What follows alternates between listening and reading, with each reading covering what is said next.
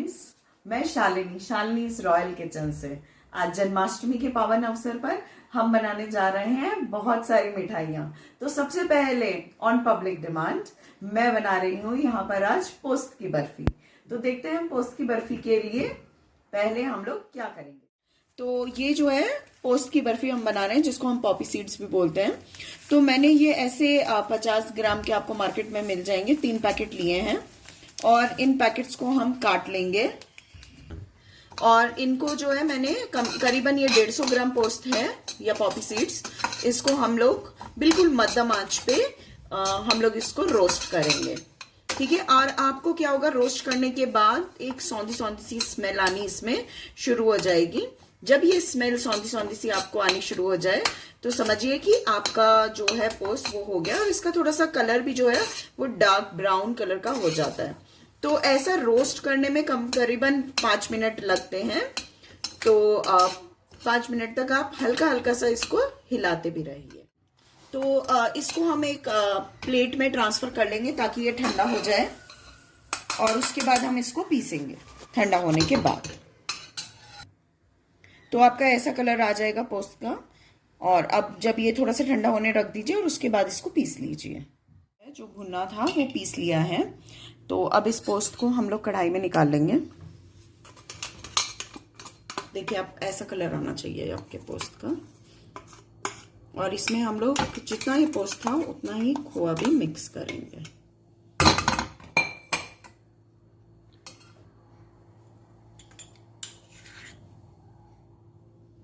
ये मैंने घर का ही खोया निकाला है। तो आप भी चाहें तो घर से, बाजार से, जैसे भी हो अपना खोया निकाल सकते हैं। और ये याद रखिए कि जितना इसमें पोस्त है उतना ही खोया होना चाहिए, बल्कि उससे ज़्यादा भी चल सकता है।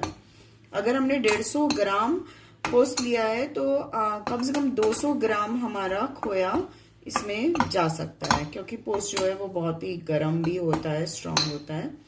तो इसलिए हमें खोया ज़्यादा रखना है और पोस्त की मात्रा को कम रखना है। हाँ, तो देखिए मैंने इसमें कम से कम 350 ग्राम खोया जो है डाल दिया है। और इसको अब हम लोग दोनों को एक साथ मिक्स करके भूनेंगे। और साथ में एक बार ये मिक्स हो जाए फिर इसमें हम लोग साथ में चीनी डालेंगे। अब मध्यम आंच पे इसको भूनते रहेंगे। देखिए इसने पैन अपने आप ही छोड़ दिया है, ठीक है। तो अब इसके बाद हम इसमें शक्कर डालेंगे। शक्कर कितनी डालेंगे हम लोग? शक्कर डालेंगे हम लोग 200 ग्राम।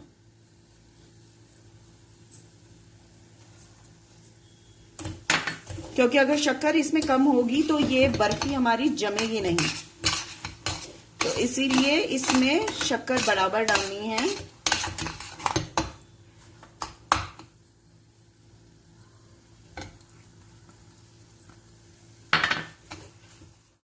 देखिए जैसे ही इसमें शक्कर घुल जाएगी तो ये थोड़ा और लिक्विडी हो जाएगा और थोड़ा इस पे ये चिपकने भी लगेगा। पर हमें इसको तब तक चलाना है, इसको आपको चलाना नहीं छोड़ना है इसमें, और तब तक चलाना है जब तक इसका कलर ना चेंज हो जाए थोड़ा। तो देखिए अब हमें इसको भूनते भूनते 10 मिनट हो गए हैं। आपकी इसमें अच्छी एक्सरसाइज हो जाएगी इसको भूनने में। और ये इसका कलर भी चेंज हो गया और ये आप देखेंगे तो फ्लफी भी हो गया है काफ़ी, ठीक है। ये तो इस पॉइंट पे आके आप गैस बंद कर देंगे और आपको प्लेट ग्रीस करनी है। तो आप क्या करेंगे, एक प्लेट में घी लेंगे, एक प्लेट में थोड़ा सा घी लेकर और उसको ग्रीस कर देंगे। मैंने एक प्लेट को ग्रीस कर दिया है और इसमें मैं अपनी पोस्त की बर्फी निकाल के जमाने वाली हूँ। तो आप गोल वाले कन्नों की ले सकते हैं या फिर आपके पास जो बेकिंग वाली ट्रे आती हैं वो भी कर सकते हैं। तो आप देखेंगे कि ये फटाफट से अब जमना शुरू हो रहा है। तो इस पॉइंट पे हमें इसको जो है फटाफट से इस प्लेट में निकाल लेना है।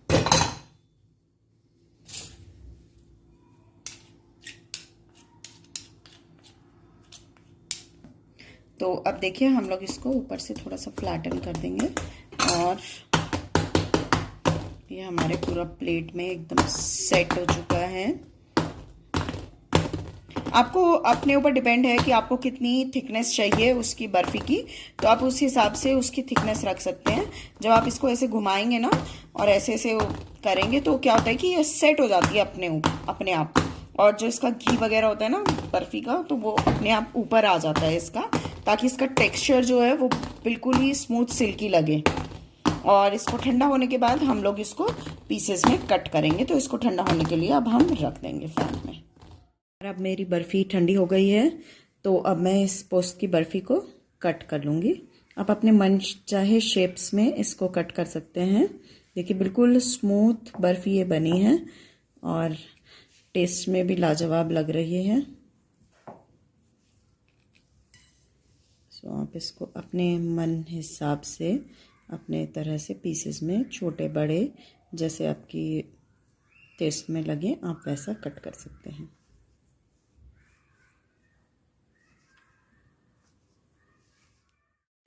तो आज हम बना रहे हैं तिल के लड्डू। तो उसके लिए मैंने बिना पॉलिश हुए ये तिल लिए हैं और आप अपने उसके हिसाब से ले सकते हैं। मैंने ये 200 ग्राम का पैकेट है, पर मैं 100 ग्राम के बना रही हूँ, 100 ग्राम के तिल के लड्डू बना रही हूँ। तो उसके लिए ये आप कोई भी तिल ले आइए, आप नायलॉन तिल ले आइए। मैंने ये बिल्कुल बिना पॉलिश हुए हुए ओरिजिनल तिल जो है वो लिए हैं, क्योंकि ये बहुत पौष्टिक होते हैं। तो ये तिल लेने के बाद हम लोग इन तिल को कढ़ाई में भून लेंगे पहले थोड़ा सा, ठीक है। तो हम ये कढ़ाई में हम लोग ये भून लेंगे। इसमें कुछ भी नहीं डालना है, घी तेल कुछ भी नहीं डालना है। इनको ड्राई रोस्ट करना है तिल को। और देखिए इनका तिल की ना शेप चेंज हो जाएगी, ये थोड़े से फूले फूले से हो जाएंगे, मोटे मोटे लगेंगे, हल्के हल्के। और इस मौके पे जब ये फूल जाए तो इसमें आपको गैस बंद कर देनी है और उसके बाद इनको ठंडा होने के लिए रख लेना है। तो मैं इसको ठंडा करने के लिए एक बाउल में निकाल लूंगी और उसके बाद इनको पीसूंगी मिक्सर में। बिल्कुल दरदरा पीसेंगे हम लोग इनको। तो जैसे कि अब ये ठंडे हो गए हैं तिल हमारे, और उसके बाद अब हम इनको पीसेंगे अपने मिक्सर में। और इसके बाद हम लोग ये पीस चुके हैं। हम जैसे कि इसको बस दरदरा ही पीसना है, जैसे कि मैंने आपको बताया था, बहुत फाइन नहीं पीसना है, वरना तो जो ये तिल है ना इसका टेस्ट जो एक कुरकुरापन जो टेस्ट में आता है वो नहीं आएगा आपके। तो देखिए हमारा तिल यहाँ पर पीसकर तैयार हो गए हैं। और ये है बुरादा, जो बूरा होता है वो है ये बूरा, शुगर बूरा, ठीक है।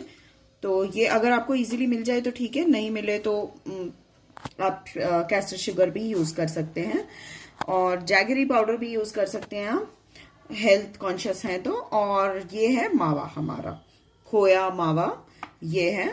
तो हम लोग क्या करा है, हमने जितना 100 ग्राम हमारे पास तिल था तो ये इतना ही इसमें शक्कर या बूरा या आपका जैगरी पाउडर डलेगा और उसका आधा यानी कि 50 ग्राम आपका खोआ डलेगा। तो इन तीनों चीजों को हम एक बाउल में मिक्स करेंगे अच्छे से। तो यहाँ पर मैं एक बाउल में ये मिक्स कर रही हूँ।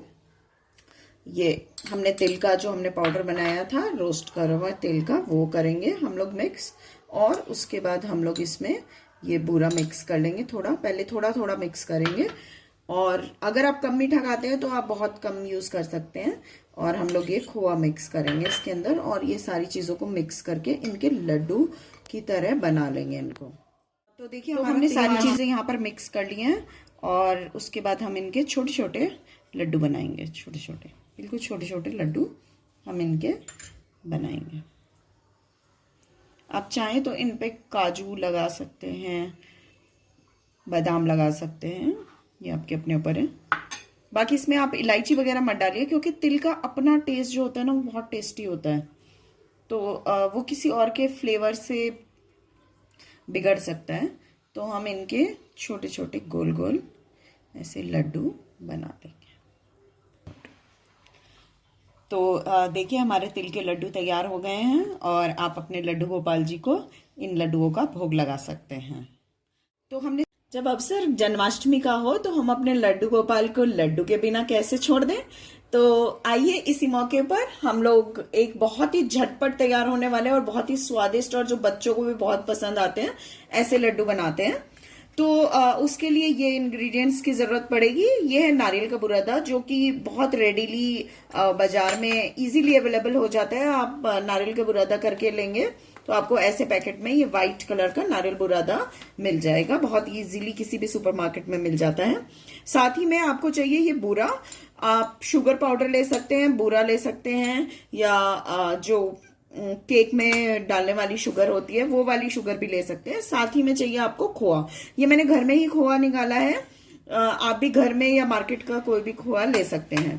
तो सिर्फ 3 इंग्रेडिएंट के साथ हमारा ये नारियल के लड्डू झटपट, फटाफट से और आसानी से और क्विकली हमारे लड्डू गोपाल के लिए और हमारे जो घर के छोटे छोटे लड्डू गोपाल हैं उनके लिए तैयार हो जाता है। तो आइए देखते हैं। तो हम लोग ये एक बाउल में नारियल का बुरादा ले लेंगे और थोड़ा सा इसमें खोआ डाल लेंगे हम लोग। आप जितना नारियल का बुरादा लें उसके हिसाब से ही खोआ डालें। जैसे कि अगर मैंने 50 ग्राम नारियल का बुरादा लिया है तो 25 ग्राम खोआ ही मेरा इसमें डलेगा। और इसमें मेरा आपके स्वाद के अनुसार आप चाहें तो 35 ग्राम डाल सकते हैं बुरादा, या आप चाहें तो 25 ग्राम भी डाल सकते हैं। ये आपके अपने मीठे के टेस्ट के ऊपर है। तो मैं इसमें 35 ग्राम के हिसाब से ही बूरा डाल रही हूँ और इसके बाद हम इसके अच्छे अच्छे गोल गोल सुंदर से लड्डू बनाएंगे। तो सारी चीजों को अब हमने मिक्स कर लिया है अच्छे से। अब इनके हम लोग लड्डू बनाएंगे। और देखिए बहुत ही आसानी से, बहुत जल्दी ऐसे बुझ जाते हैं और एकदम अच्छा शेप आ जाता है इन लड्डुओं का।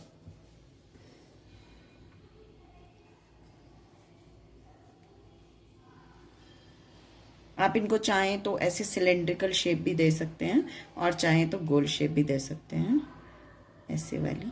देखिए कितनी सुंदर लग रही है ये शेप भी।